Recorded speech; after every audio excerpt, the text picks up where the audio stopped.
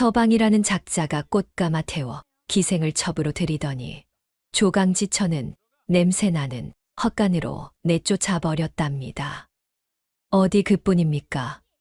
기세등등한 첩녀는 8살 배기 뚱뚱한 여인의 아들 뺨따귀를 올려붙이고 밥그릇까지 엎어버렸으니 피가 거꾸로 솟을 일이지요.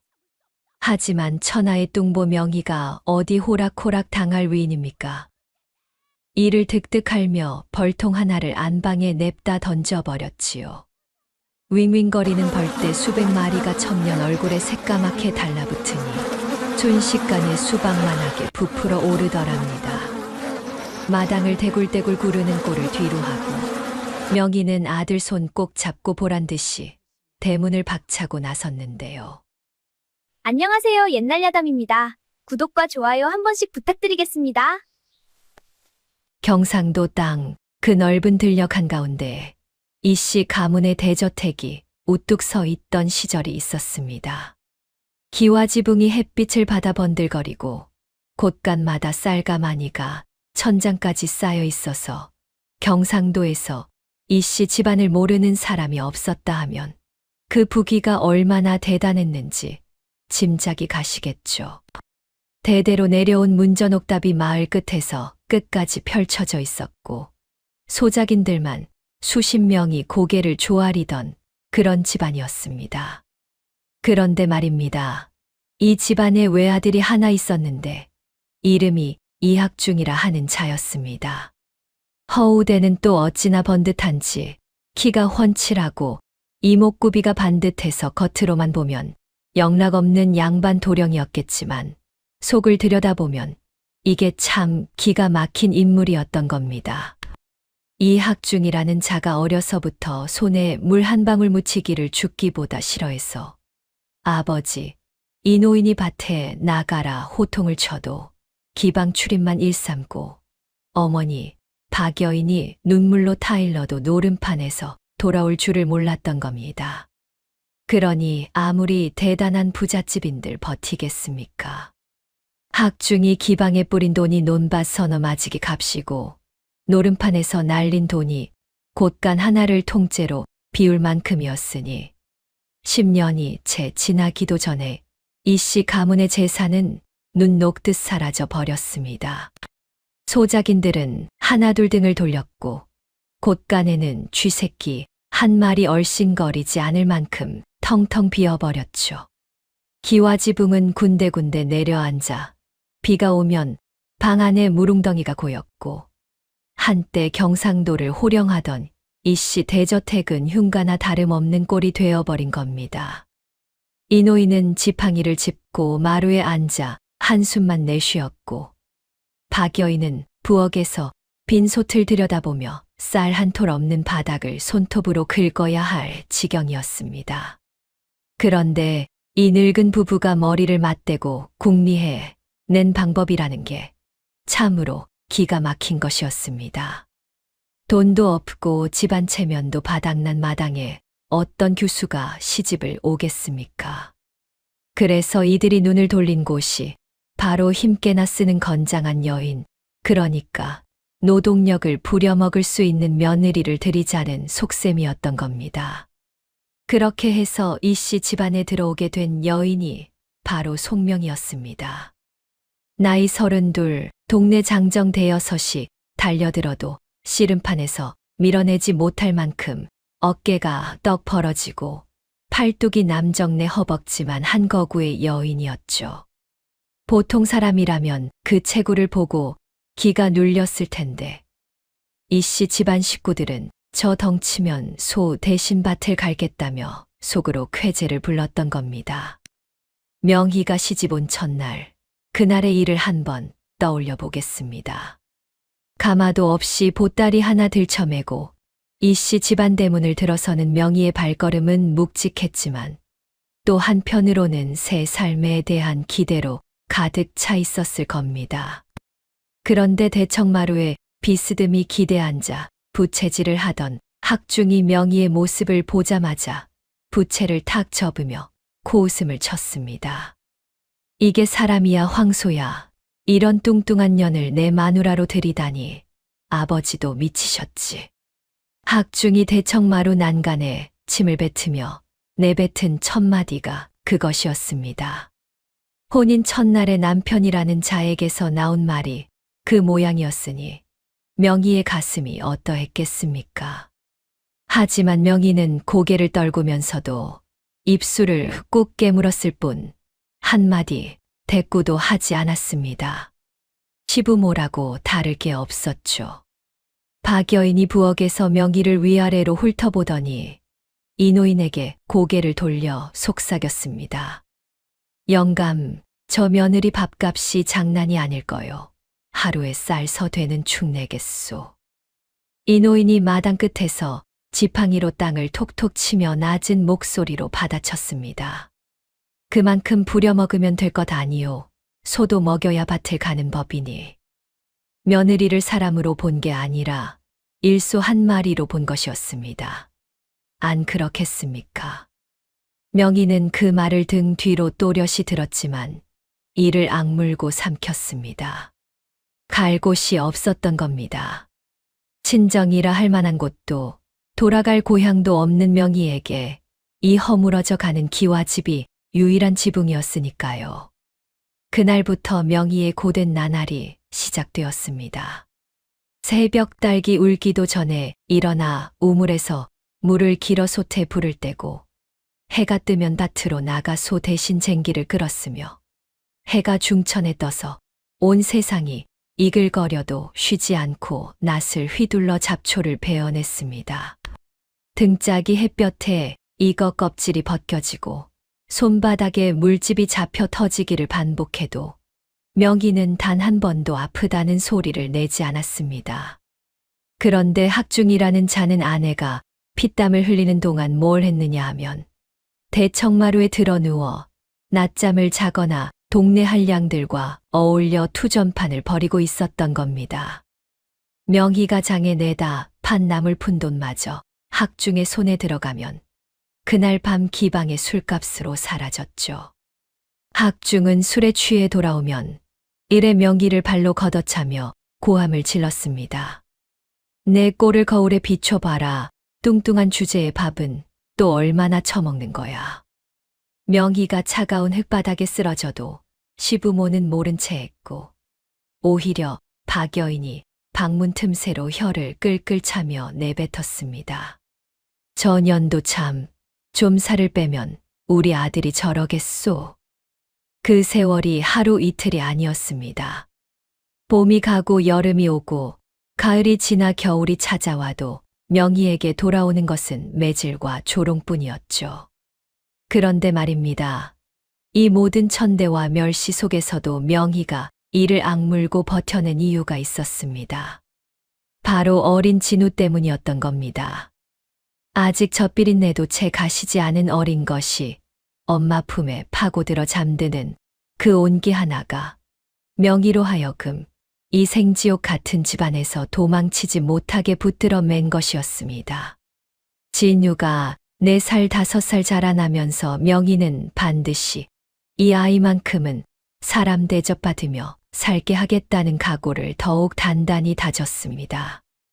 명희는 산속을 헤매다가 자신만이 알고 있는 특별한 비법으로 야생벌을 다루기 시작했는데 보통 사람이라면 벌떼가 달려드는 것만으로도 혼비백산할 텐데 명희는 맨손으로 벌집을 들어 올리며 눈 하나 깜짝하지 않았던 겁니다. 벌에 수십 군데를 쏘여 팔뚝이 부어올라도 이를 악물고 꿀을 짜냈고 그렇게 모은 야생 벌꿀은 빛깔이 짙은 황금색의 향이 어찌나 그윽한지 장터에 내놓으면 눈 깜짝할 사이에 팔려나갔습니다. 명희의 벌꿀이 소문을 타면서 돈이 들어오기 시작하자 이씨 집안의 빈 곳간이 다시 채워지기 시작했습니다. 쌀독에 쌀이 차오르고 무너졌던 기와지붕을 고쳐 올리고 밭에 씨앗을 뿌릴 종자까지 마련한 것이 전부 명희가 산을 누비며 벌어들인 꿀돈이었던 겁니다.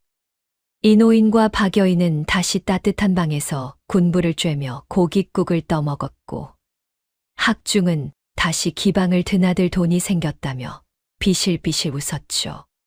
그 돈이 어디서 나왔겠습니까? 전부 명희가 벌에 쏘이고 절벽에서 미끄러지며 목숨을 걸고 모은 것이었습니다. 하지만 이 집안 누구 하나 명희에게 고맙다는 말 한마디 건네지 않았습니다. 명희는 그래도 개의치 않았습니다. 오직 한 가지, 진우를 번듯한 서당에 보내 그를 배우게 하겠다는 일념 하나로 꿀을 팔아 번 돈 중에서 몰래 조금씩 따로 떼어 깊숙이 감춰두었습니다. 진우가 8살이 되던 해, 그 돈이 꽤 모였을 무렵이었죠. 명희는 속으로 올 가을이면 진우를 읍내 서당에 보낼 수 있겠다며 가슴 벅차했을 겁니다. 그런데 바로 그날이었습니다. 장터에 나갔다 해질녘에 돌아오던 명희의 귀에 어디선가 풍악 소리가 들려왔습니다. 꽹과리와 장구가 고을 전체를 들썩이게 울리고 마을 어귀의 사람들이 잔뜩 몰려 수군거리는 것이 심상치 않았습니다. 명희가 사람들을 해치고 앞으로 나서자 눈앞에 펼쳐진 광경에 두 다리가 땅에 박혀버렸습니다. 학중이 화려한 꽃가마를 앞세우고 거드름을 피우며 대문 안으로 들어서고 있었는데 그 꽃가마 안에서 비단 치마를 펄럭이며 내린 여인은 읍내에서 이름난 젊은 기생 초선이었던 겁니다. 학중이 마당 한가운데에 딱 버티고 서서 양손을 허리에 올린 채 목청을 높였습니다. 오늘부터 이 여인이 내 작은 마누라다. 누구든 불만 있으면 나와봐라. 그 소리에 안방에 있던 이 노인이 지팡이를 짚고 버선발로 뛰어나왔고 박 여인이 뒤따라 나와 치마를 움켜쥐며 목이 터져라 외쳤습니다. 이 미친놈아, 기생을 첩으로 들여 이 집안을 완전히 말아먹을 셈이냐. 이 노인이 지팡이를 번쩍 들어 학중의 어깨를 내리치려 했지만 학중은 아버지의 지팡이를 빼앗아 마당 저편으로 내던지고 두 노인의 가슴팍을 거칠게 떠밀어 마루 아래 흙바닥으로 나뒹굴게 만들었습니다. 60이 넘은 늙은 부모가 흙먼지 속에서 비틀거리며 일어나려 해도 학중은 거들떠보지도 않고 초선의 손을 잡아 안방으로 들어가 버렸습니다. 명희는 그 모든 광경을 대문 앞에 선 채 지켜보고 있었습니다. 입술이 파르르 떨렸지만 소리를 지르지 않았고 주먹을 꽉 쥐어 손톱이 손바닥을 파고들었지만 한 발짝도 움직이지 못했습니다. 그런데 진짜 명희의 가슴을 무너뜨린 것은 따로 있었습니다. 그날 밤 진우의 서당 죗값으로 몇 년을 모아 깊숙이 숨겨두었던 돈보따리가 흔적도 없이 사라져 있었던 겁니다. 명희가 허탈하게 빈 바닥을 손으로 쓸어보는 그 순간 안방에서 초선의 날카로운 웃음소리와 함께 술잔 부딪히는 소리가 들려왔습니다. 명희는 무릎을 꿇고 앉아 소리 없이 양주먹으로 자기 허벅지를 내리쳤습니다. 옆방에서 잠든 진우가 깨지 않도록 이를 꽉 깨물고 목구멍 깊은 곳에서 올라오는 울음을 삼키고 또 삼키며 그 긴 밤을 홀로 버텨야 했던 겁니다. 초선이 안방을 차지한 그 다음 날부터 이 씨 집안은 그야말로 생지옥으로 뒤바뀌기 시작했습니다. 학중이라는 자가 첫날 밤도 지나기 전에 대뜸 명희를 불러 세우더니 턱짓으로 부엌 옆 허름한 헛간을 가리키며 내뱉었습니다. 오늘부터 넌 저기서 자. 땀 냄새에 기름 냄새까지 풍기는 뚱뚱한 년이 안방 근처에 얼씬거리면 초선이가 역겹다 하잖아. 학중이 코를 틀어막는 신용을 하며 손사래를 쳤는데 그 헛간이라는 곳이 어떤 곳이었느냐 하면 벽에 구멍이 숭숭 뚫려 바람이 들이치고 바닥에는 지푸라기가 깔려 있어서 소나 묵던 외양간이나 다름없는 곳이었던 겁니다. 명희는 진우의 손을 잡고 말없이 그 헛간으로 들어가 지푸라기 위에 이불 한 채를 깔았습니다.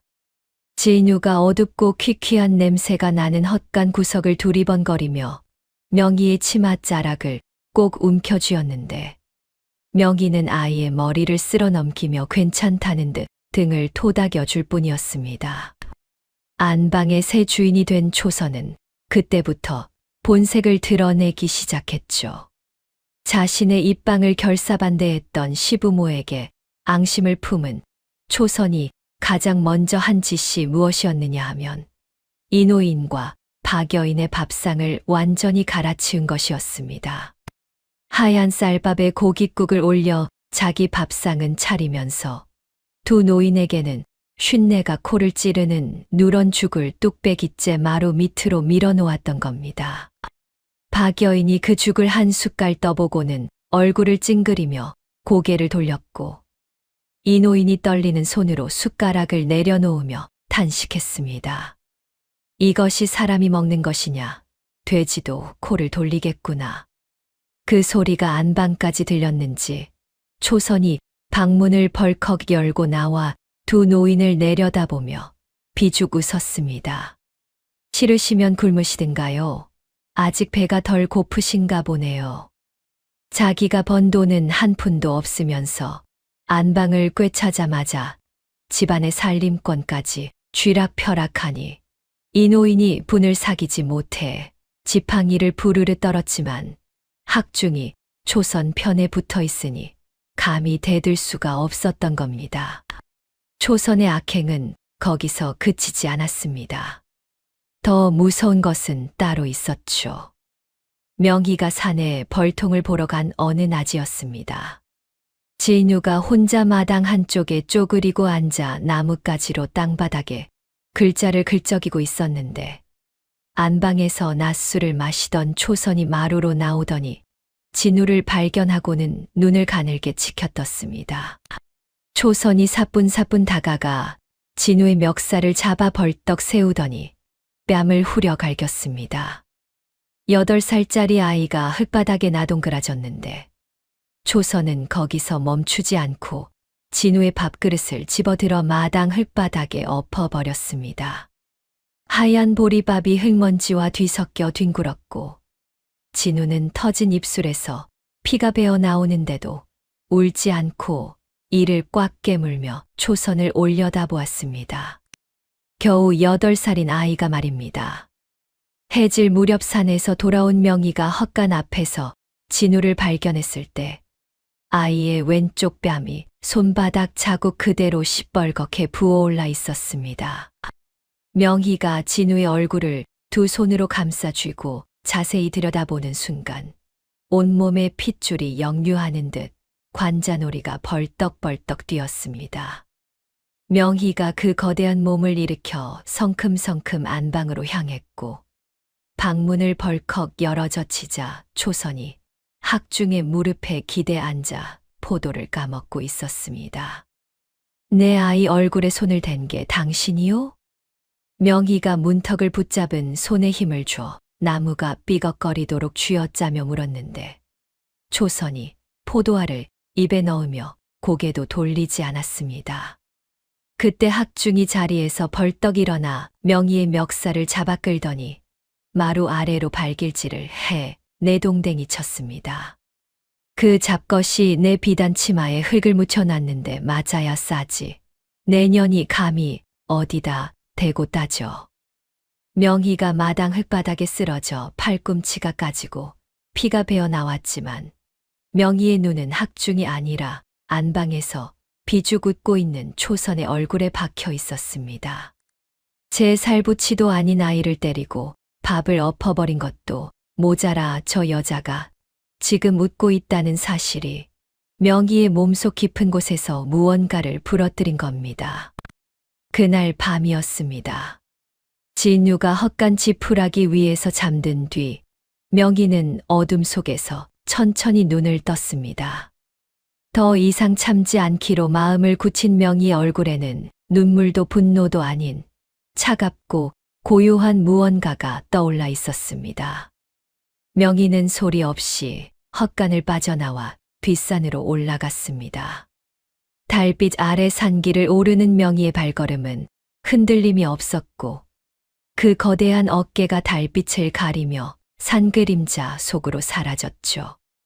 명희가 뒷산에서 찾은 것은 야생 벌들이 미친 듯이 달려드는 특수한 약초였습니다.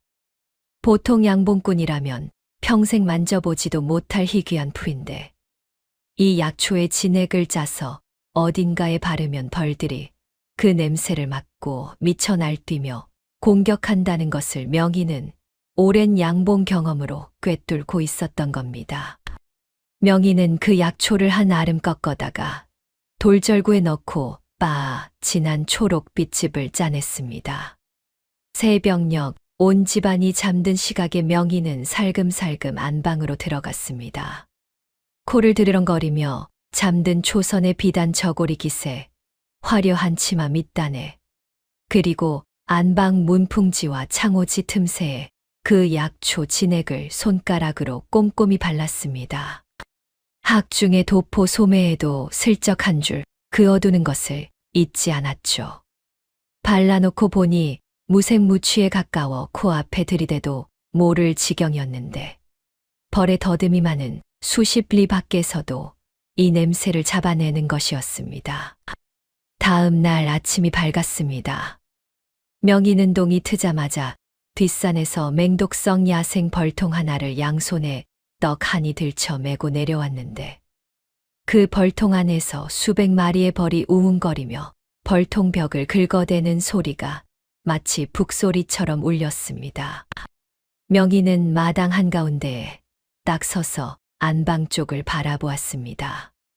마침 해가 안방 처마 위로 걸리던 참이었죠. 명희가 벌통 뚜껑을 확 열어젖히며 안방 마루 위로 내던졌습니다. 그 순간 벌통이 마루 바닥에 부딪혀 산산조각 나면서 수백 마리의 성난 야생벌이 검은 구름처럼 한꺼번에 쏟아져 나왔습니다. 벌떼가 공중에서 한 바퀴 소용돌이를 그리더니 약초 냄새를 정확히 포착하고는 안방 문을 향해 화살처럼 쇄도했습니다. 안방에서 비명이 터져 나온 것은 그로부터 3초도 걸리지 않았습니다.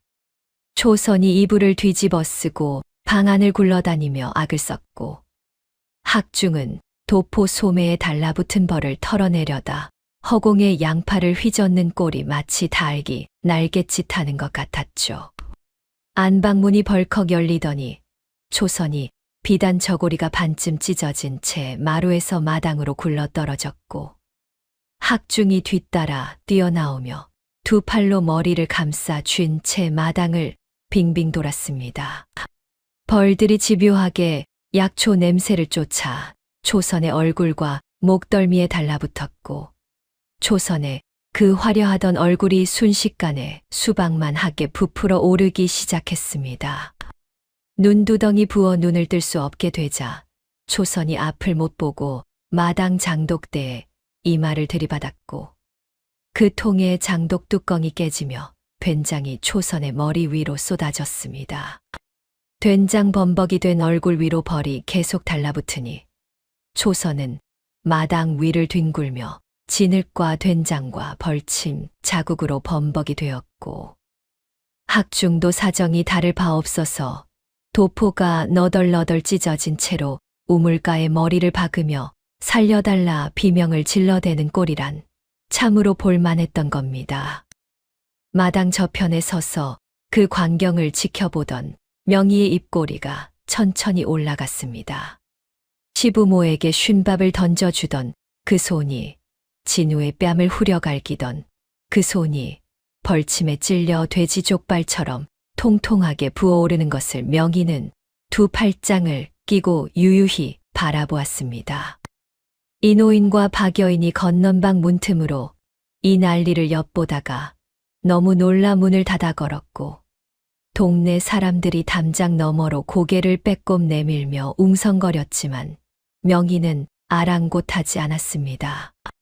벌떼가 기세를 다하고 흩어진 뒤 마당 한가운데에는 얼굴이 원래 크기의 3배는 부풀어 오른 초선이 진을 위에 엎드려 끙끙거리고 있었고 학중은 우물 옆에 주저앉아 양손 등을 연신 호호 불며 코를 벌름거렸습니다. 명희는 그 둘을 한 번 내려다본 뒤 고개를 돌려 헛간으로 향했습니다. 헛간 안에서 진우가 보따리 앞에 서 있었습니다. 명희가 새벽에 미리 싸둔 짐 보따리였죠. 진우는 어머니의 눈을 가만히 올려다보더니 작은 손으로 보따리 한쪽 끈을 잡았습니다. 어무이, 나도 들게.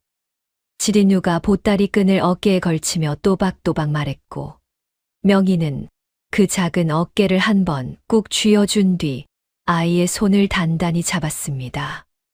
명희가 대문을 나서며 뒤를 돌아보지 않았습니다. 마당에서는 여전히 초선의 신음소리와 학중의 끙끙대는 소리가 뒤엉켜 들려왔지만 명희는 거대한 등짝으로 그 모든 소리를 등 뒤에 묻어버리며 진우의 손을 꼭 쥔 채 한 발 한 발 먼지 이는 길 위를 걸어 나갔습니다. 맨몸으로 대문을 나선 명희 모자가 발길 닿는 대로 걷고 또 걸었습니다. 한나절을 쉬지 않고 걸어 경상도 산줄기 하나를 넘었고 해가 뉘엿뉘엿 기울 무렵에야 이웃 고을 끝자락에 있는 척박한 돌산 자락에 다다랐습니다. 풀 한 폭이 제대로 붙어 있지 않은 회색빛 바위투성이 산이었는데 고을 사람들이 그 산을 가리켜 돌무덤이라 부를 만큼 아무도 거들떠보지 않는 버려진 땅이었던 겁니다. 명희가 진우를 업은 채 산기슭에 올라서자 마침 고을 장터에서 돌아오던 보부상 패거리가 발길을 멈추고 수군거렸습니다. 저 산만 한 체구의 여인이 애를 하나 업고 돌산에 올라가는 꼴을 보니 기가 막혔던 거죠. 보부상 하나가 옆 사람의 팔꿈치를 쿡 찌르며 턱짓을 했습니다. 야, 저 여인 보름을 못 버틸 거다. 돌바닥에서 뭘 해먹고 산다고. 그 소리가 산바람을 타고 명희의 귀에까지 닿았을 텐데 명희는 고개조차 돌리지 않고 산길을 올랐습니다. 등에 업힌 진우가 어머니의 목덜미에 볼을 대고 가만히 있었는데 아이의 배에서 꼬르륵 소리가 났습니다. 아침부터 물 한 모금 못 마시고 걸어왔으니 당연한 것이었죠. 명희가 진우를 바위 위에 내려놓고 주변을 둘러보았습니다.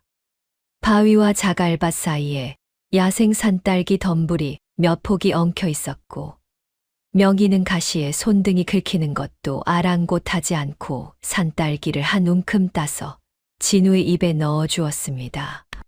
어무이는 안 먹어? 진우가 산딸기 즙이 입가에 번지며 올려다보자 명희가 배를 톡톡 두드리며 씩 웃었습니다. 어무이는 뱃살이 이렇게 두둑하니 열흘은 거뜬하다. 걱정 마라.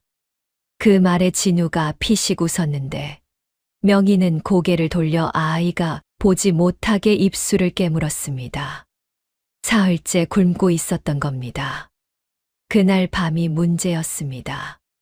해가 지자 산골짜기에 칼바람이 쏟아져 들어왔고 진우가 얇은 옷 한 겹으로 바위 틈에 웅크린 채 온몸을 부들부들 떨기 시작했습니다. 명희가 자기 저고리를 벗어 진우를 감싸 안았지만 바람을 막기에는 역부족이었죠. 진우의 입술이 파랗게 질려가고 이가 딱딱 부딪히는 소리가 어둠 속에서 또렷이 들렸습니다. 명희는 진우를 꼭 껴안은 채 두 눈에서 뜨거운 것이 줄줄 흘러내렸는데 그 눈물이 진우의 이마 위에 떨어지자 명희가 고개를 확 들어 올렸습니다. 울고 있을 때가 아니었던 겁니다. 명희는 진우를 바위 그늘에 눕히고 거대한 몸을 벌떡 일으켰습니다.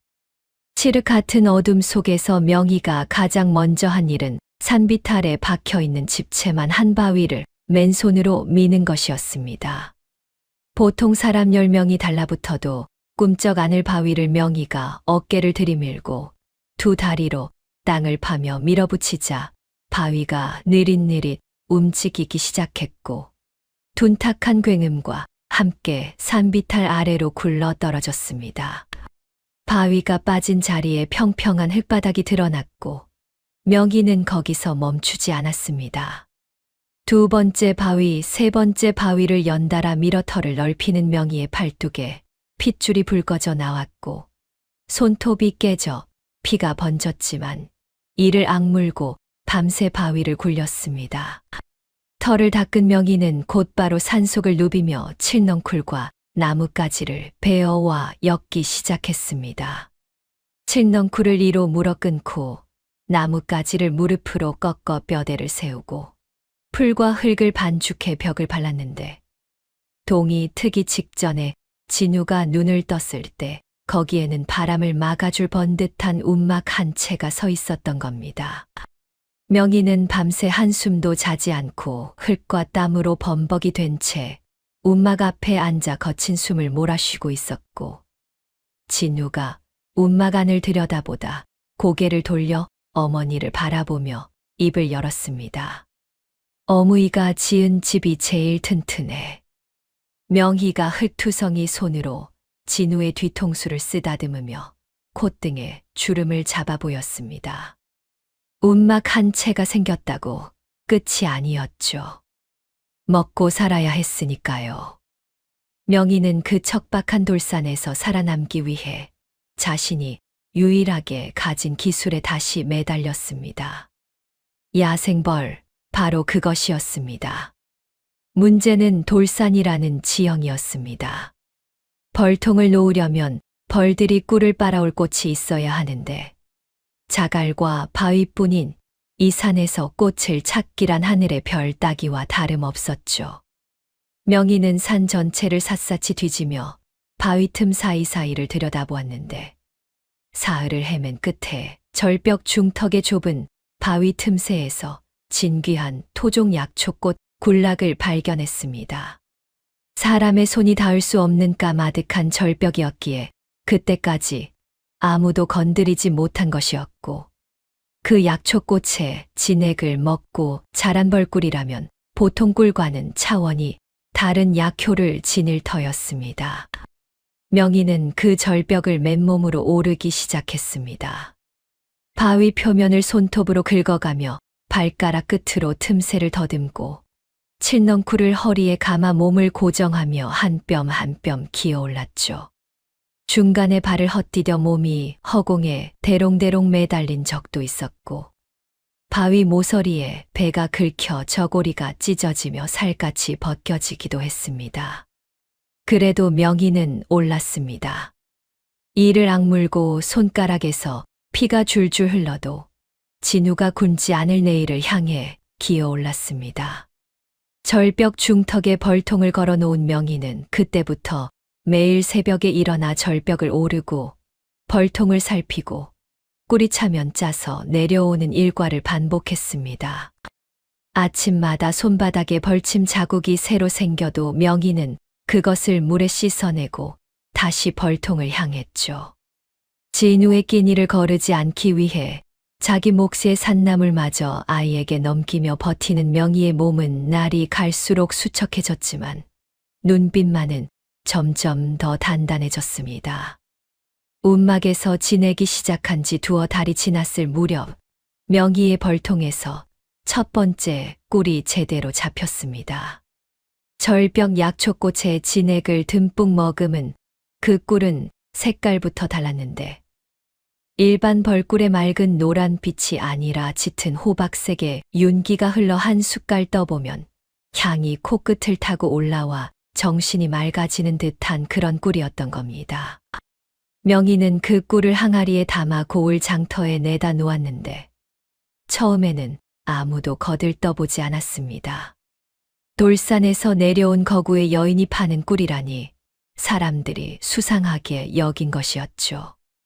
그런데 고을의 늙은 한의원 영감이 지나가다 그 꿀향을 맡고 발길을 멈추었습니다.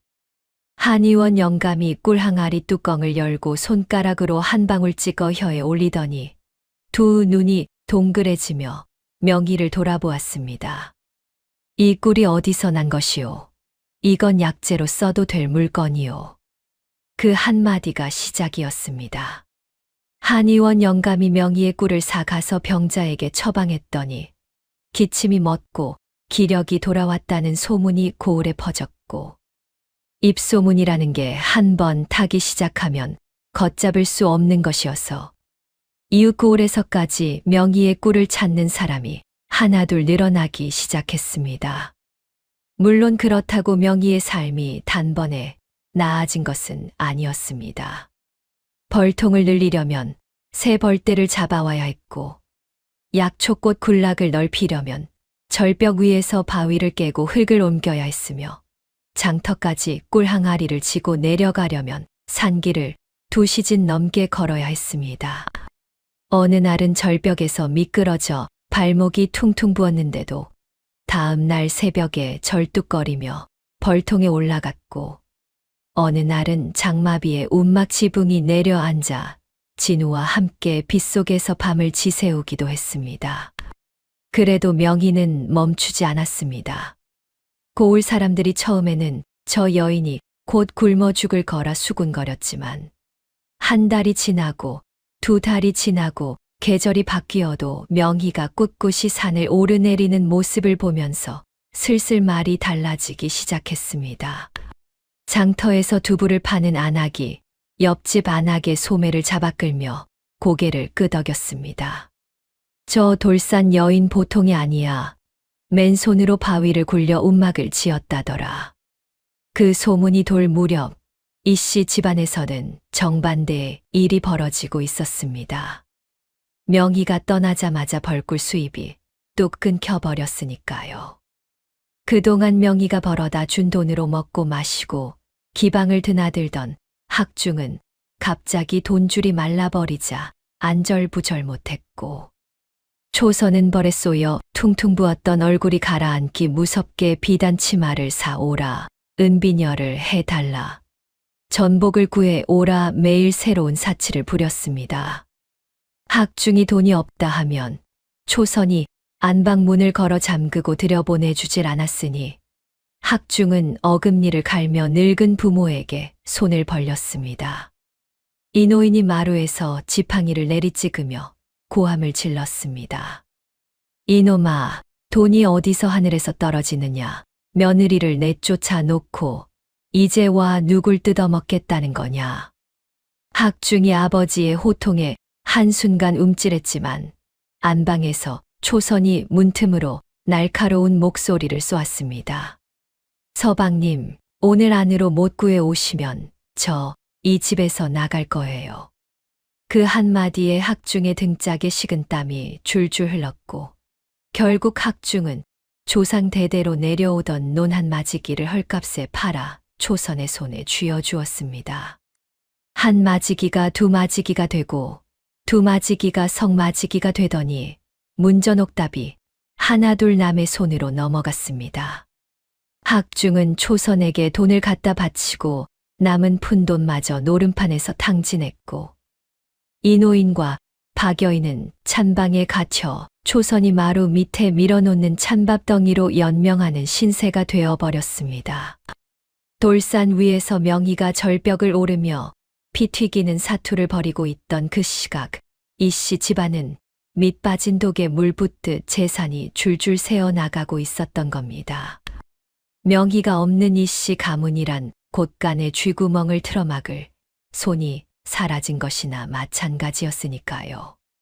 한편 돌산 자락운막에서는 진우가 나뭇가지로 흙바닥에 글자를 쓰고 있었고, 명희가 절벽에서 내려와 땀에 젖은 얼굴로 그 모습을 바라보며 속으로 다짐했을 겁니다. 반드시 이 아이를 서당에 보내리라.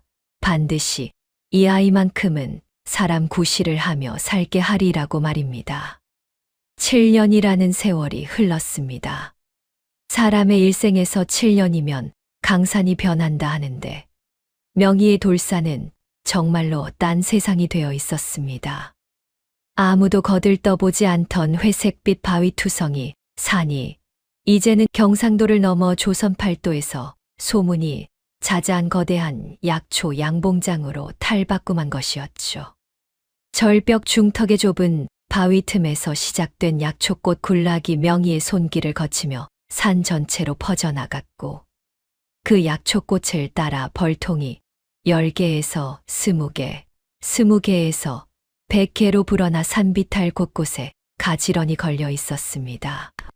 명희가 7년 동안 얼마나 뼈가 으스러지도록 일했느냐 하면 절벽의 바위를 맨손으로 깨 흙길을 내고 산 아래 개울에서 물을 길어 올려 약초밭에 물을 대고 한겨울에도 벌통이 얼지 않도록 지프로 하나하나 감싸주는 일을 하루도 빠짐없이 했던 겁니다.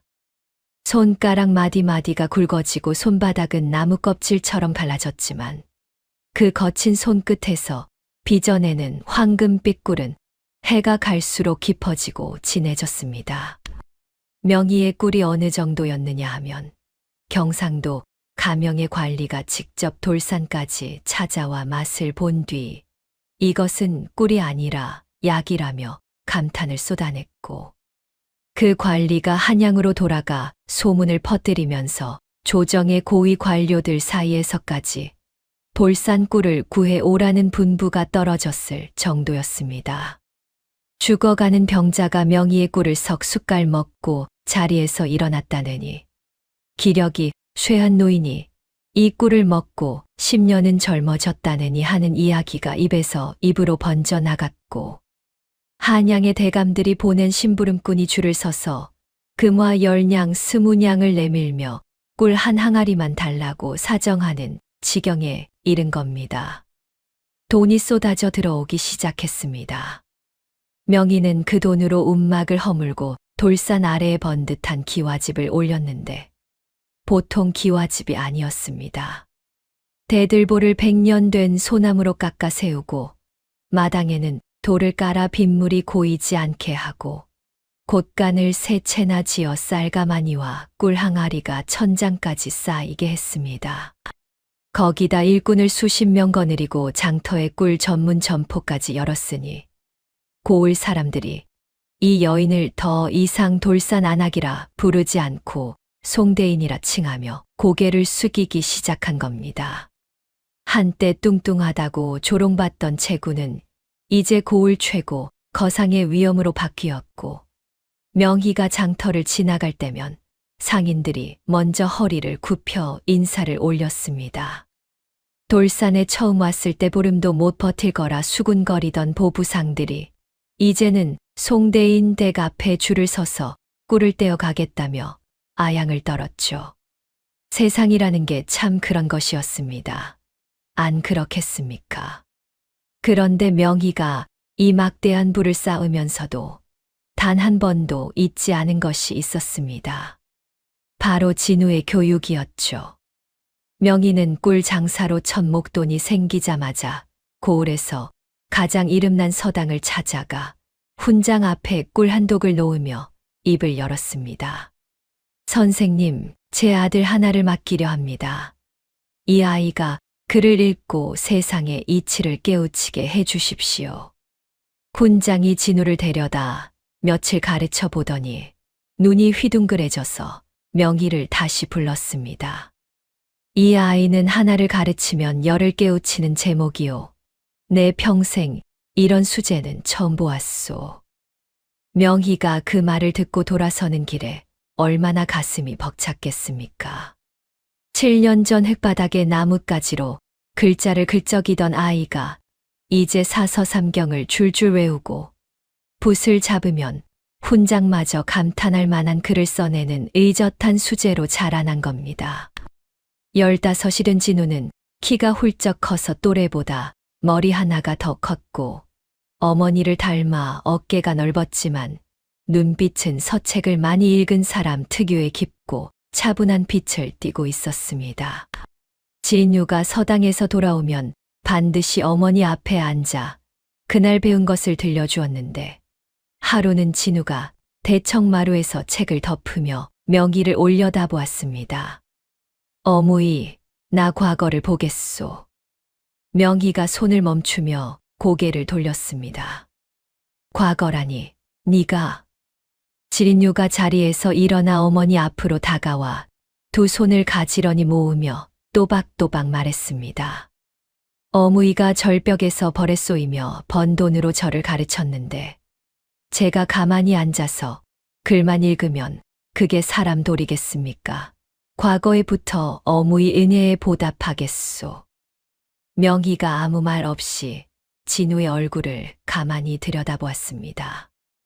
8살 때 헛간 지푸라기 위에서 배고픔에 떨던 아이가 어느새 과거를 입에 올리는 청년이 되어 있었으니 명희의 콧등이 찡하게 시큰거렸을 겁니다. 명희가 꿀 항아리 뚜껑을 도로 덮으며 고개를 한번 끄덕여 보였습니다.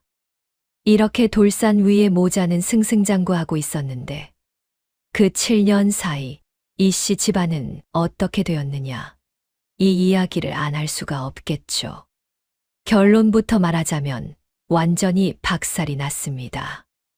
명희가 떠난 뒤 벌꿀 수입이 끊긴 이 씨 가문은 초선에 밑 빠진 사치와 학중의 노름으로 재산이 눈 녹듯 사라졌는데 학중이 논밭을 팔아치우는 속도가 얼마나 빨랐느냐 하면 열마직이 넘던 문전옥답이 3년 만에 반토막이 났고 5년째에는 집 뒤의 텃밭마저 남의 손에 넘어갔습니다. 그래도 초선의 요구는 끝이 없었고 학중은 초선이 고개를 돌리면 미칠 것 같아 어금니를 깨물며 마지막 남은 집문서를 노름판에 걸었습니다. 그날 밤 노름판에서 돌아온 학중의 손은 텅 비어 있었습니다. 집문서마저 날려버린 겁니다. 학중이 빈손으로 대문을 들어서자 안방에서 초선이 거울에 분을 바르며 물었습니다. 서방님 오셨어요. 오늘 밤 저 놀이개 하나 사주실 거죠? 학중이 문턱에 기대선 채 대답을 못하고 입만 달싹거렸고 초선이 거울 너머로 학중의 낯빛을 살피더니 분첩을 탁 내려놓았습니다. 그 눈빛이 순식간에 차갑게 식는 것을 학중은 놓치지 않았을 겁니다. 그날 밤 모든 것이 끝났습니다. 학중이 술에 취해 골아떨어진 새벽녘, 초선이 소리 없이 일어나 학중의 허리춤에서 돈주머니를 빼냈습니다. 거기에 들어있던 마지막 푼돈까지 치마 속에 감추고 박여인의 장롱에서 대대로 내려오던 옷비녀까지 꺼내 쪽진 머리에 꽂았습니다. 초선은 신발도 소리 나지 않게 들고 맨발로 마당을 가로질러 뒷담을 넘었고 어둠 속으로 흔적도 없이 사라져 버렸습니다. 처음부터 돈만 보고 들어온 여자였으니 돈이 떨어지자 미련 없이 빠져나간 것이었죠. 다음 날 아침 대문을 부수며 들이닥친 것은 빚쟁이 떼거리였습니다. 학중이 노름판에서 진 빚, 초선의 사치의 외상으로 긁어다 쓴 빚, 온갖 빚이 한꺼번에 몰려온 겁니다. 우두머리 격인 사내가 마당 한가운데 딱 서서 두루마리를 펼치며 소리쳤습니다. 이학중, 내놓은 빚이 쌀 500석이다. 오늘 안으로 못 갚으면 이 집 세간을 몽땅 뜯어간다. 학중이 맨발로 뛰어나와 무릎을 꿇으며 열흘만 말미를 달라 사정했지만 빚쟁이들은 코방귀도 뀌지 않고 안방으로 밀고 들어가 세간살이를 끌어내기 시작했습니다. 장롱이 마당에 내동댕이 쳐져 산산조각 났고 밥상이 쪼개지고 솥이 깨지고 집안 살림이라 할 만한 것은 숟가락 하나까지 마당에 쏟아져 나왔습니다. 이 노인이 찬방에서 비틀거리며 나와 지팡이를 허공에 휘두르며 외쳤습니다. 이놈들아, 3대를 내려온 가문의 세간에 손을 대다니. 빚쟁이 하나가 이 노인의 지팡이를 뺏어 마당 저편으로 던지며 비웃었습니다. 영감, 아들한테 따지시오. 우린 빚 받으러 온 것이니. 박여인은 방구석에서 빈 장롱 자리를 손으로 더듬으며 옥비녀를 찾았지만 이미 초선이 가져간 뒤였고 아무것도 남지 않은 빈 자리를 만지작거리다 그 자리에 풀썩 주저앉고 말았습니다. 빚쟁이들이 세간을 실어가고 난 뒤 텅 빈 마당에 학중과 두 노인만 덩그러니 남았습니다. 한겨울 찬바람이 마당을 휩쓸었고 지붕 위에서 기와 한 장이 바람에 밀려 깨지며 떨어졌습니다. 학중은 속옷 바람으로 마당 한가운데에 주저앉아 하늘을 멍하니 올려다보았고 이노이는 부러진 지팡이 토막을 주워 짚으며 비틀비틀 대문 밖으로 나섰습니다. 박여인이 남편의 등을 부축하며 뒤따랐는데 세 사람 모두 맨발의 속옷 차림이었습니다. 한때 경상도에서 손꼽히던 이씨 가문의 마지막 모습이 그것이었습니다. 대문을 나서는 세 사람의 뒤로 텅 빈 대저택에 찬바람만 휘몰아쳤고 동네 사람들이 담장 너머로 고개를 내밀어 그 꼴을 지켜보았지만 손을 내미는 사람은 단 한 명도 없었습니다. 그해 겨울은 유난히 매서웠습니다. 바람이 뼛속까지 파고드는 한겨울의 학중과 두 노인은 길바닥에서 구걸을 하며 연명하고 있었는데 그 꼴이 참으로 처참했습니다. 한때 경상도 부잣집 도련님이었던 학중은 때가 시커멓게 찐 속옷 바람에 깡통 하나를 앞에 놓고 길가에 쪼그리고 앉아 지나가는 사람들에게 손을 벌렸고 이노인과 박여인은 남의 집 처마 밑에 나란히 웅크려 찬바람을 피하며 입김으로 손을 녹이고 있었습니다. 그런데 말입니다.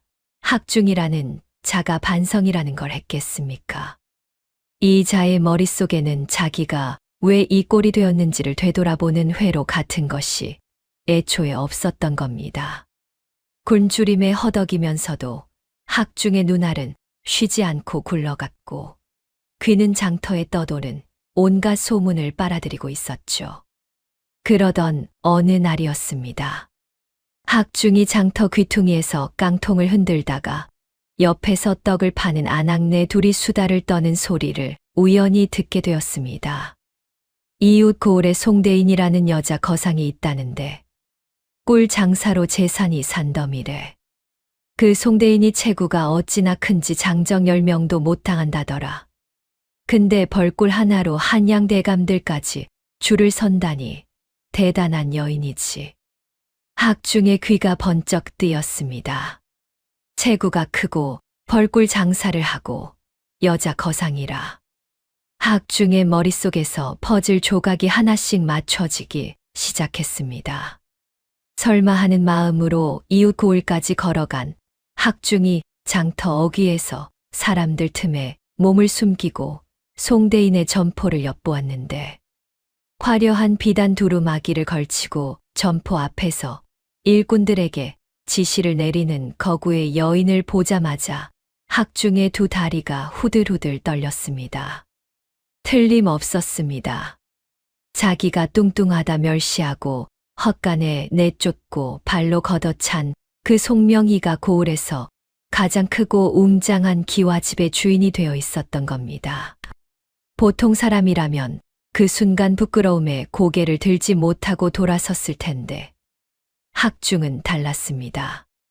이 자의 눈에 비친 것은 명희의 얼굴이 아니라 명희가 쌓아 올린 막대한 재산이었고 그 재산 옆에 서 있는 훤칠한 청년 진우였습니다. 학중의 입꼬리가 슬금슬금 올라갔죠. 학중이 돌아가는 길에 머릿속으로 꾸민 궁리가 무엇이었느냐 하면 이것이 참으로 인간의 탈을 쓰고 할 짓이 아니었습니다. 학중은 고을에서 가장 잔혹하기로 악명 높은 고리 대금업자 3명을 찾아갔습니다. 이 대금업자들이라는 게 빌려준 돈을 못 받으면 채무자의 집에 불을 지르고 가족을 묶어다 종으로 팔아넘기는 것도 서슴지 않는 자들이었는데 학중은 그런 자들 앞에 느긋하게 앉아 가슴을 탁 치며 큰 소리를 쳤습니다. 이웃 고을의 천하 거상 송대인을 아시오. 그 송대인의 하나뿐인 후계자가 누구냐 하면 바로 내 친아들 진우요. 대금업자들이 반신반의하며 서로 눈짓을 주고받았지만 학중은 거기서 멈추지 않았습니다. 학중이 무릎을 탁 치며 목소리를 한층 높였습니다. 아들이 어미의 재산을 물려받는 것은 천지의 이치 아니겠소. 아들 것이 곧 아비 것인데 내 담보가 송대인의 전 재산이나 다름없다 이 말이오.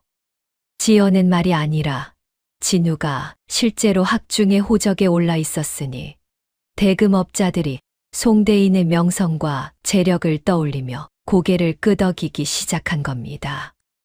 이 자가 사기를 친 것이었죠. 명의의 재산은 명의의 것이지 학중의 것이 아닌데 핏줄을 빌미 삼아 남의 재산을 자기 담보로 둔갑시킨 것이었습니다. 대금업자들은 송대인의 명성만 믿고 학중에게 어마어마한 거액을 내주었습니다. 학중의 손에 한 번도 만져보지 못한 큰돈이 쥐어지자 이 자가 가장 먼저 한 일이 무엇이었겠습니까? 반성이요, 부모 봉양이요, 천만의 말씀이었습니다. 학중은 그 돈으로 비단옷을 해 입고 갓을 새로 사서 쓰고 양반 행세를 하며 거들먹거리기 시작했습니다. 늙은 부모를 데려온 것도 효심이 아니라 체면치레에 불과했습니다.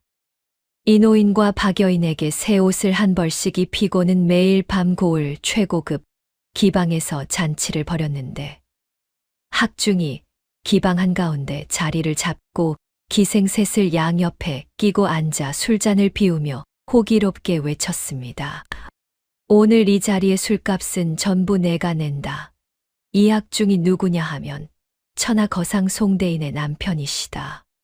기방의 기생들이 박수를 치며 아양을 떨었고 동석한 한량들이 학중의 잔에 술을 따르며 아부를 늘어놓았습니다.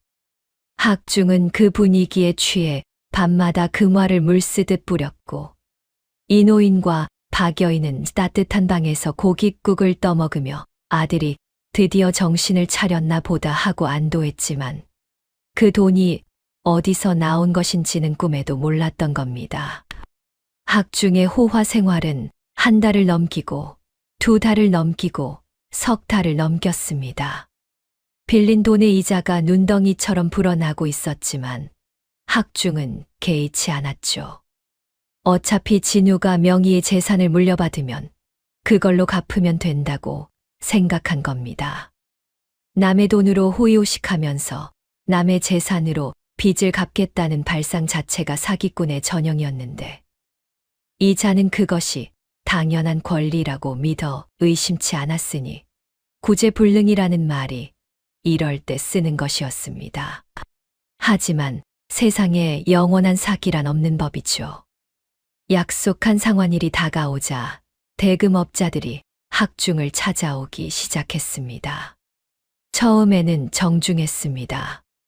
이 도령 약속한 날이 내일이오. 준비는 되었소 하고 물었는데 학중이 열흘만 더 달라 하고 열흘이 지나면 또 보름만 더 달라 하고 보름이 지나면 또 한 달만 하며 계속 미루기만 한 겁니다. 대금업자들의 인내심이 바닥났습니다. 이 자들이 가만히 당하고 있을 위인들이 아니었죠. 대금업자 3명이 머리를 맞대고 의논한 끝에 내린 결론은 간단했습니다.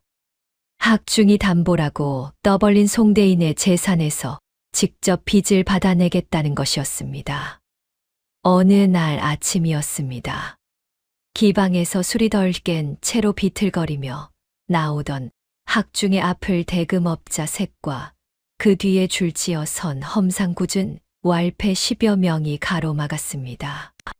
대금업자 중 우두머리 격인 사내가 학중의 멱살을 움켜쥐며 이를 드러내고 으르렁거렸습니다. 이 학중, 내 놈이 송대인 재산이 담보라 했지. 좋다, 그러면 지금 당장 송대인 저택으로 가서 내 입으로 직접 말해라. 학중이 사색이 되어 손사래를 쳤지만 왈패 둘이 학중의 양팔을 잡아 비틀며 끌고 가기 시작했습니다. 이 노인과 박여인이 숙소에서 뛰어나와 우리 아들 놓으라 울부짖었지만 왈패 하나가 두 노인의 가슴팍을 떠밀어 길바닥에 나뒹굴게 했고 나머지 왈패들이 노인들까지 밧줄로 묶어 함께 끌고 갔습니다. 대금업자 떼거리가 학중과 두 노인을 앞세우고 이웃고을로 향했습니다. 고을 사이 산길을 넘어 명희의 저택이 있는 마을 어귀에 접어들자 학중의 얼굴이 하얗게 질렸는데 그도 그럴 것이 저 멀리 명희의 으리으리한 기와집 대문이 보이기 시작했기 때문이었습니다. 대문 앞에는 마침 명희가 매달 한 차례씩 베푸는 구휼 배식이 한창이었고 가난한 백성들이 긴 줄을 서서 쌀죽을 받아가고 있었습니다. 대금업자 우두머리가 학중의 등짝을 떠밀며 소리쳤습니다. 저기 내 마누라가 있지 않느냐. 어서 가서 빚을 갚으라 해라. 학중이 비틀거리며 배식 줄 사이를 뚫고 들어갔고 이 노인과 박여인이 밧줄에 묶인 채 왈패들에게 끌려 그 뒤를 따랐습니다. 배식을 받으러 온 백성들이 웅성거리며 길을 비켰고 수백 개의 눈이 일제히 학중과 대금업자 무리를 향했습니다. 명희의 저택 대청마루 위에서 배식을 지휘하던 하인이 이 소란을 발견하고 급히 안으로 뛰어들어갔고 잠시 뒤 대청마루 위로 한 사람의 거대한 그림자가 천천히 모습을 드러냈습니다. 화려한 비단 두루마기에 머리를 단정히 올린 명희가 대청마루 위에서 마당을 내려다보았습니다. 7년 전 헛간에서 지푸라기를 깔고 잠들던 여인의 모습은 온데간데 없었고 거기에 서 있는 것은 고을 최고의 거상 송대인이었습니다. 명희의 시선이 마당 한가운데에서 비틀거리는 학중의 얼굴 위에 멈추었고 그 뒤로 밧줄에 묶인 채 끌려온 두 노인의 초라한 모습이 눈에 들어왔습니다. 대금업자 우두머리가 마당에서 고개를 번쩍 들며 대청마루를 향해 외쳤습니다. 송대인, 당신 남편이라는 자가 당신 재산을 담보로 우리에게 거금을 빌려갔소. 그 빚을 갚아 주시겠소. 명희는 아무 말 없이 마당을 내려다보았습니다. 학중이 고개를 들어 명희와 눈이 마주친 그 순간 수백 명의 백성들이 숨을 죽이고 지켜보는 가운데 마당 위로 무거운 정적이 내려앉았습니다. 수백 명의 백성들이 숨을 죽이고 지켜보는 가운데 마당 한가운데에 선 학중이 고개를 번쩍 쳐들었습니다. 보통 사람이라면 수치심에 고개를 받고 기어 나갔을 상황인데 이 자는 달랐습니다. 학중이 대청마루 위에 명희를 올려다보며 가슴을 탁 치고는 목청이 찢어지라 소리쳤습니다. 야, 내가 내 남편이다. 남편이 빚에 쪼들리는데 마누라가 이 꼴을 보고만 있을 거야. 당장 저 빚쟁이 놈들 빚을 갚아. 저 말을 듣고 있던 백성들 사이에서 웅성거림이 번졌습니다. 학중은 거기서 그치지 않고 손가락으로 대청마루 위를 가리키며 자기가 이 집안의 가장이라느니 아내의 재산은 곧 남편의 것이라느니 하는 소리를 쏟아냈는데 그 뻔뻔함이 하늘을 찌를 지경이었죠. 대금업자 우두머리도 학중의 등 뒤에서 한 발짝 앞으로 나서며 기름기 흐르는 목소리로 입을 열었습니다. 송대인, 아비의 빚은 자식이 갚고 남편의 빚은 아내가 갚는 것이 인지상정 아니겠소. 여기 있는 이 학중의 친아들이 저 위에 서 있지 않소. 대금업자가 턱짓으로 가리킨 곳에 명희의 곁에 서 있는 15살의 진우가 있었습니다. 진우는 마당 아래에서 벌어지는 이 소란을 처음부터 끝까지 지켜보고 있었는데 그 눈빛이 심상치 않았습니다. 분노도 아니고 슬픔도 아닌 오랫동안 준비해 온 사람만이 가질 수 있는 차갑고 단단한 빛이 두 눈에 서려 있었던 겁니다.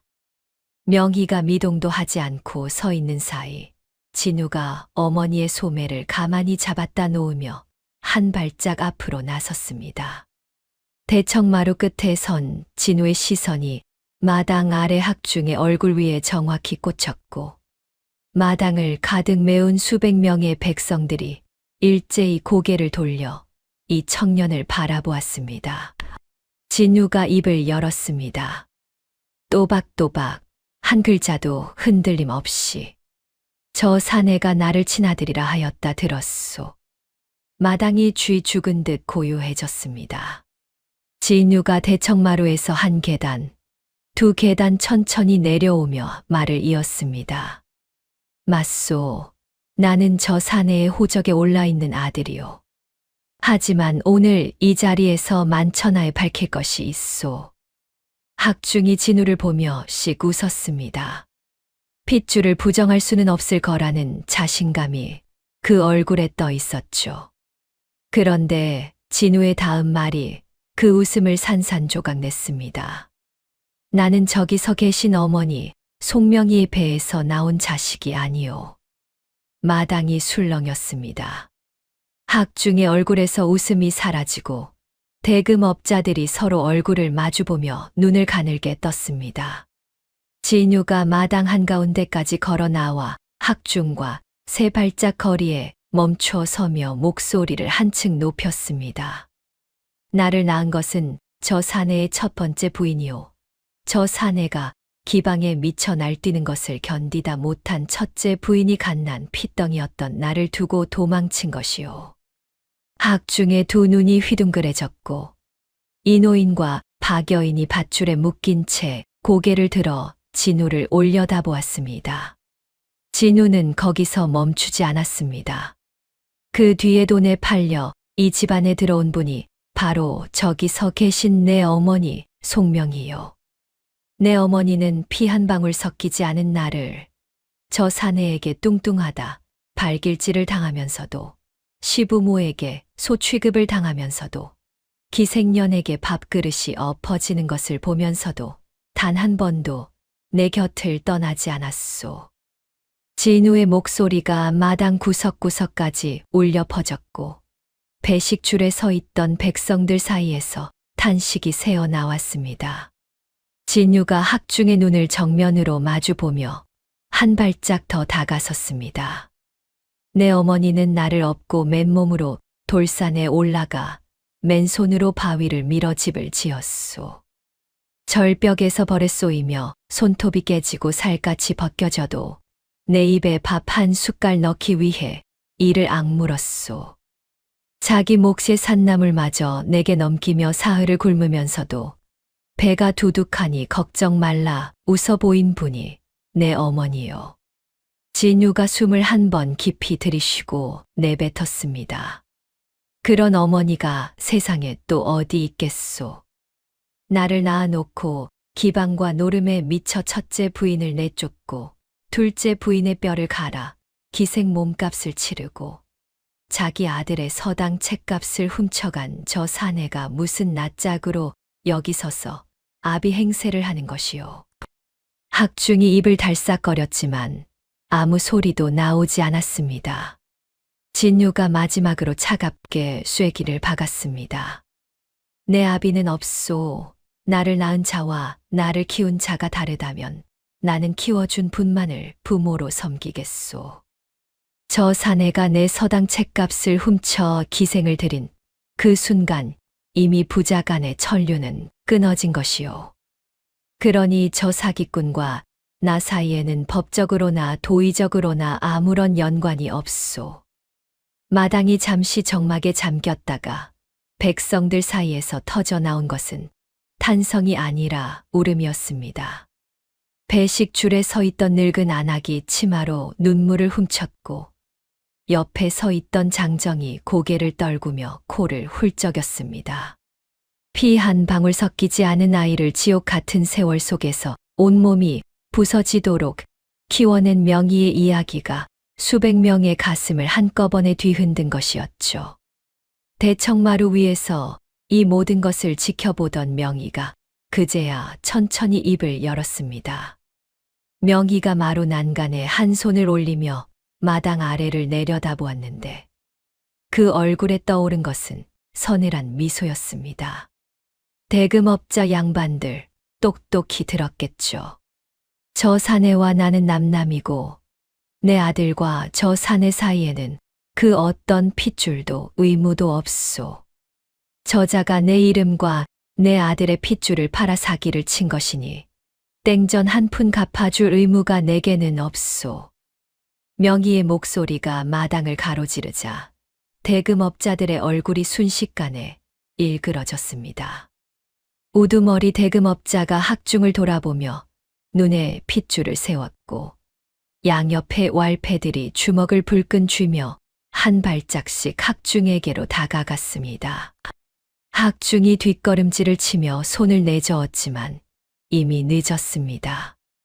우두머리가 학중의 상투를 움켜쥐고 흙바닥에 내리꽂았고 왈패 둘이 양쪽에서 학중의 옆구리를 걷어차기 시작했습니다. 학중이 마당 흙바닥에서 뒹굴며 악을 썼지만 대금업자들의 분노는 걷잡을 수 없었죠. 자신들이 빌려준 거액이 전부 사기였다는 것을 깨달은 순간 이성의 끈이 끊어진 겁니다. 왈패 하나가 학중의 멱살을 잡아 세우며 이를 갈았습니다. 이 사기꾼 놈아, 내 놈이 빌려간 돈을 어떻게 갚을 거냐, 목숨으로 갚겠냐. 학중이 코피를 흘리며 무릎을 꿇었고 이노인과 박여인이 밧줄에 묶인 채 아들아 하고 울부짖었지만 왈패들은 노인들의 입에 재갈을 물리며 일절상대하지 않았습니다. 대금업자 우두머리가 품에서 빈 문서를 꺼내 학중의 코앞에 들이밀며 낮고 음침한 목소리로 선고했습니다. 이 학중, 내 놈은 물론이고 내 늙은 부모까지 셋 다 끌고 간다. 외딴섬 소금밭에서 이 빚을 전부 갚을 때까지 뼈가 가루가 되도록 일하게 될 거다. 햇빛 구경은 꿈에서나 해라. 학중의 얼굴이 백지장처럼 하얘졌습니다. 외딴섬 소금밭이라 하면 조선 팔도에서 가장 끔찍한 곳으로 소문난 데였는데 한 번 들어가면 살아나오는 자가 손에 꼽을 정도라는 그런 곳이었습니다. 새벽부터 해가 질 때까지 소금 가마를 지고 나르며 등짝이 소금에 절어 벗겨지고 잠은 돌바닥에서 서너 시즌밖에 못 자고 먹는 것은 소금에 절인 잡곡죽 한 그릇이 전부인 그야말로 살아있는 지옥이었습니다. 왈패들이 학중의 양팔을 밧줄로 꽁꽁 묶고 이노인과 박여인까지 한 줄로 이어 묶었습니다. 세 사람이 밧줄에 엮여 마당 밖으로 끌려 나가기 시작했는데 그때 학중이 고개를 돌려 대청마루 위를 올려다보았습니다. 명희가 팔짱을 낀 채 미동도 하지 않고 서 있었고 그 옆에 진우가 반듯한 자세로 어머니의 곁을 지키고 있었습니다. 학중의 눈에 뒤늦게 무언가가 차올랐습니다. 저 여인이 헛간에서 지푸라기를 깔고 잠들며 진우의 등을 토닥이던 모습이 새벽마다 산에 올라버렸소이며 꿀을 짜던 모습이 발로 걷어차여 마당에 나뒹굴면서도 한마디 원망 없이 다시 일어나던 모습이 비로소 눈앞에 펼쳐졌던 겁니다. 학중이 끌려가면서 목이 터져라 외쳤습니다. 명희야, 내가 잘못했다. 나 좀 살려줘. 명희는 대답하지 않았습니다. 고개조차 돌리지 않았습니다. 박여인이 밧줄에 묶인 채 비틀거리며 뒤를 돌아보았고 이노인이 지팡이도 없이 왈패에게 등을 떠밀리며 대문 밖으로 사라지기 직전에 입술을 달싹거렸지만 그 소리는 아무에게도 닿지 못했습니다. 마당을 지켜보던 백성들의 분노가 터진 것은 그 직후였습니다. 학중이 저지른 모든 악행을 낱낱이 들은 백성들이 주먹을 불끈 쥐고 일어섰고 누군가가 바닥에서 돌멩이를 주워 학중의 등짝을 향해 내던졌습니다. 하나가 시작되자 열이 따랐고 열이 시작되자 백이 따랐습니다. 오물과 돌멩이가 빗발치는 가운데 세 사람은 왈패들에게 끌려 고을 밖으로 내몰렸습니다. 동네 아이들까지 뒤를 따라가며 사기꾼 하고 손가락질을 했고 학중은 고개를 떨구고 비틀거리며 걸었습니다. 포구에 도착한 세 사람이 외딴섬으로 향하는 거친 배에 실리는 순간이었습니다. 가판 위에 내던져진 학중이 멀어져 가는 육지를 바라보며 주저앉았고, 이 노인이 가판 난간을 잡으며 떨리는 목소리로 중얼거렸습니다. 그 며느리가 하늘이 내린 복이었구나. 그걸 왜 그때는 몰랐을꼬. 박여인이 이 노인의 등에 이마를 묻으며 소리 없이 어깨를 들썩였고, 학중은 밧줄에 묶인 두 손으로 자기 가슴팍을 쥐어뜯으며 짐승 같은 울음을 토해냈습니다. 배가 포구를 떠나 거센 파도 위로 흔들리기 시작하자 세 사람의 울부짖는 소리가 바닷바람에 실려 점점 작아졌고, 이윽고 수평선 너머로 사라져 버렸습니다. 그로부터 3년이 흘렀습니다. 명희의 양봉장은 조선 팔도를 넘어 중원의 상인들까지 찾아올 만큼 이름을 떨쳤고, 명희는 돈의 절반을 고을의 가난한 백성들에게 나누어 주며 참된 거상의 도리를 실천했습니다. 고을 사람들은 명희를 송대인이라 부르는 것을 넘어 살아있는 보살이라 칭했고, 명희가 장터를 지나면 모든 상인들이 자리에서 일어나 허리를 숙였습니다. 그리고 그해 봄, 한양에서 파발마가 달려왔습니다. 파발마가 명희의 저택 앞에 말을 세우고 숨을 몰아쉬며 외친 한마디에 온 고을이 뒤집어졌습니다. 송대인 댁 도령 이진우, 과거 장원 급제하셨소. 고을 전체가 들끓었습니다. 장원 급제라 하면 조선 팔도 수제들 중에서 첫째로 뽑혔다는 뜻이니, 돌산 움막에서 나뭇가지로 글자를 글적이던 아이가 온 나라에서 가장 뛰어난 인재로 인정받은 것이었죠. 명희가 파발마의 전가를 듣는 순간 두 다리에 힘이 풀려 마루에 털썩 주저앉았고, 두 손으로 얼굴을 감싸 쥔 채 어깨가 들썩들썩 흔들렸습니다.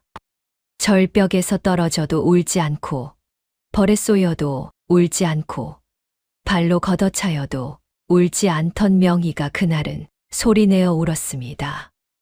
보름 뒤 고을 어귀에 어사화를 머리에 꽂고 백마를 탄 청년이 나타났습니다.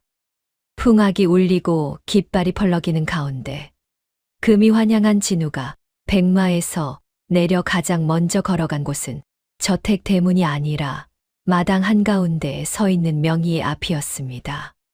진우가 어사화를 벗어 명희의 양손에 올려놓으며 무릎을 꿇었습니다. 어무이, 아들이 돌아왔소. 명희가 어사화를 받아든 두 손이 와들와들 떨렸고, 진우의 이마를 자신의 이마에 맞대며 한참을 아무 말 없이 서 있었습니다. 절벽에서 떨어져도, 벌에 쏘여도, 발길에 차여도 한 번도 울지 않던 이 거구의 여인이 아들의 이마에서 전해지는 온기를 느끼며 처음으로 소리내어 울었는데, 그 울음은 슬픔이 아니라 7년 동안 이를 악물고 삼켜왔던 모든 것이 한꺼번에 터져 나오는 소리였습니다.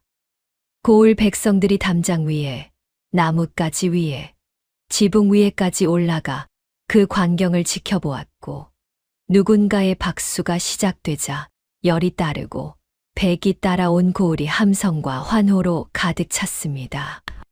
돌산 움막에서 나뭇가지로 글자를 글적이던 아이가 어사화를 쓰고 돌아오기까지 그 길 위에 명희가 흘린 피와 땀이 얼마였는지를 아는 사람들이었기에 그 박수는 쉬이 멈추지 않았습니다. 훗날 암행어사가 된 진우는 경상도 일대를 돌며 억울한 백성들의 한을 풀어주었고, 가는 고을마다 탐관오리를 벌하되 가난한 자의 편에 서서 칼을 빼들었습니다. 사람들은 진우의 올곧은 성품이 어디서 나왔느냐 물었고, 진우는 한결같이 돌산에서 맨손으로 바위를 밀던 어머니의 등짝을 보고 배웠다 답했습니다. 명희는 죽는 날까지 돌산 양봉장을 지키며 가난한 자들에게 꿀과 쌀을 나누어 주었고, 그 거대한 체구로 산길을 오르내리는 모습이 고을 사람들에게는 산신령보다 든든한 풍경이었습니다. 뚱뚱하다 조롱받고 소취급을 당하고 헛간에서 잠들어야 했던 한 여인이 피 한 방울 섞이지 않은 아이를 목숨 걸고 키원에 장원급제시킨 이 이야기는 입에서 입으로 전해져 조선 팔도 방방곡곡에서 가장 통쾌하고 가슴 저린 전설로 남게 되었다 합니다. 시청해주셔서 감사합니다. 재미있게 들으셨다면 응원의 댓글 한번 남겨주세요.